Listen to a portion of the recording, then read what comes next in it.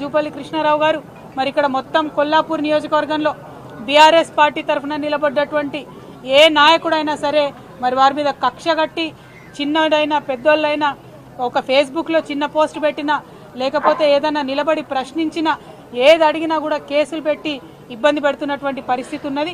ఇక్కడ శ్రీధర్ రెడ్డి అనేటటువంటి మా కార్యకర్తను కూడా దారుణంగా మరి చంపడం కూడా జరిగింది. అయినప్పటికీ ముఖ్యమంత్రి సొంత జిల్లా అయిన జూపల్లి కృష్ణారావు గారు మంత్రివర్గంలో ఉన్నప్పటికీ కూడా పోలీసు వాళ్ళు ఆ కేసు మీద పురోగతి లేకపోవడం అన్నది చాలా దారుణం.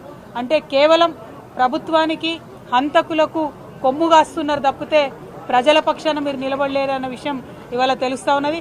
అందుకే మేము మళ్ళా ఒకసారి చెప్తా ఉన్నాం, జూపల్లి కృష్ణారావు గారు మీరు ముందు నియోజకవర్గానికి రండి. మీరు టూరిజం మంత్రి కాదు, టూరిస్ట్ మంత్రి లెక్క వ్యవహారం చేస్తున్నారు. అప్పుడో ఇప్పుడో వచ్చిపోవడు తప్పితే ఎప్పుడు వస్తలేరు నియోజకవర్గానికి.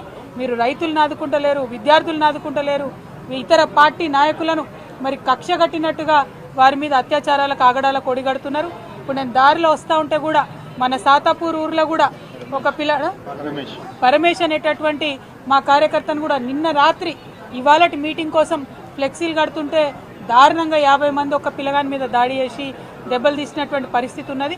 మరి ఇదేం రాజ్యం అయ్యా? ఎందుకు ఇట్లాంటి రాజ్యం? ఎందుకంత భయపడుతున్నారు మీరు? ప్రశ్నలకు భయపడితే ఎట్లా?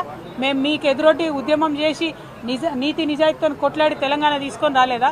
మీరు కూడా అదే చేయండి. మీరు ప్రభుత్వంలో ఉన్నారు, ప్రజలు మెచ్చే పని చేయండి తప్పితే ప్రతిపక్షాల మీద దాడి చేస్తే మీకేం రాదు.